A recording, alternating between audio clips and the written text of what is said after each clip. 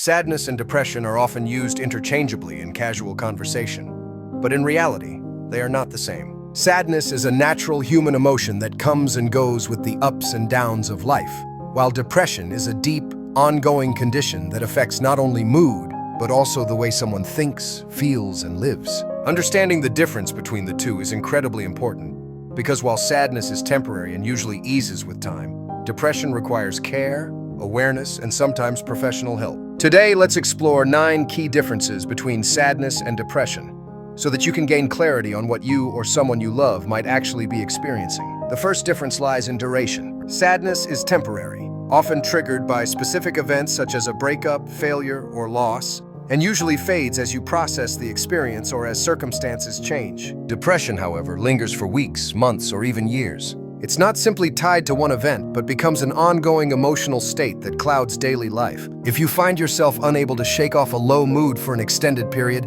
that persistence could be a sign of depression rather than ordinary sadness.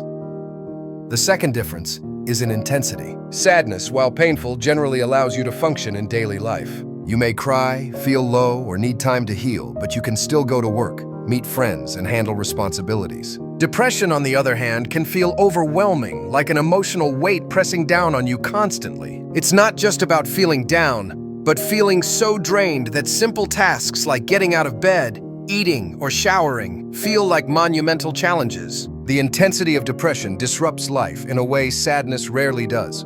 The third difference revolves around triggers. Sadness almost always has a clear cause. You lose something meaningful, you're disappointed, or you face a setback. Once you acknowledge the source and begin healing, the sadness naturally lessens. Depression doesn't always need a trigger. It can arise seemingly out of nowhere, leaving people confused about why they feel so heavy and hopeless. This lack of a clear cause makes depression much harder to explain or to understand, both for the person experiencing it and for those around them.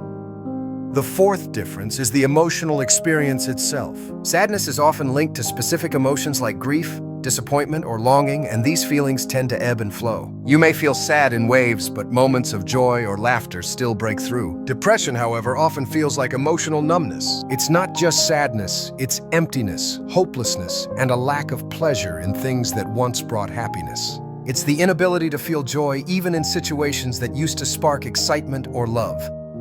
The fifth difference involves self-perception. Sadness might make you feel vulnerable or discouraged, but it doesn't usually change the way you see yourself in the long run. Depression, however, often comes with harsh self-criticism, guilt, and feelings of worthlessness. It convinces people that they are failures, undeserving of love, or even a burden to others. This distorted self-image is one of the most painful parts of depression and goes far beyond the natural human experience of sadness.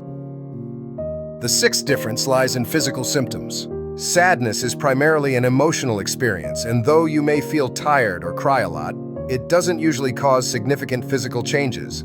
Depression, however, manifests in the body. People may experience chronic fatigue, insomnia, or oversleeping, appetite changes, headaches, or unexplained aches and pains. The body and mind are deeply connected, and depression shows itself not only in emotions but in the way your body functions daily. The seventh difference is in how it affects motivation.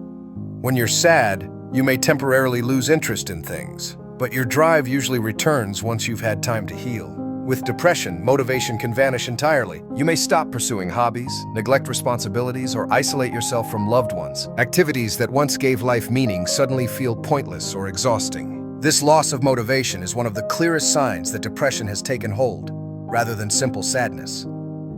The eighth difference is an impact on relationships. Sadness often makes people seek comfort from friends or family, strengthening bonds through shared vulnerability. Depression, in contrast, can push people away. Those suffering may isolate themselves, withdraw from loved ones, or feel too ashamed or exhausted to connect. This isolation deepens the sense of loneliness and makes it even harder to recover, creating a cycle that sadness rarely produces.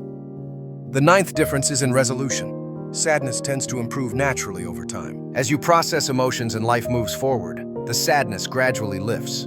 Depression does not usually resolve on its own. Without help, whether through therapy, support systems, or in some cases medication, depression can persist and worsen. Recognizing the need for intervention is critical, because depression is not just sadness, but a serious condition that requires care. Understanding these differences matters because so many people minimize depression by calling it sadness, or dismiss their own symptoms as something they should just get over. Sadness is part of being human, a reminder that we care deeply about the things and people in our lives. Depression is a profound challenge that needs compassion, awareness, and support. When we distinguish between the two, we not only validate human emotions, but also open the door to healing for those who are silently suffering.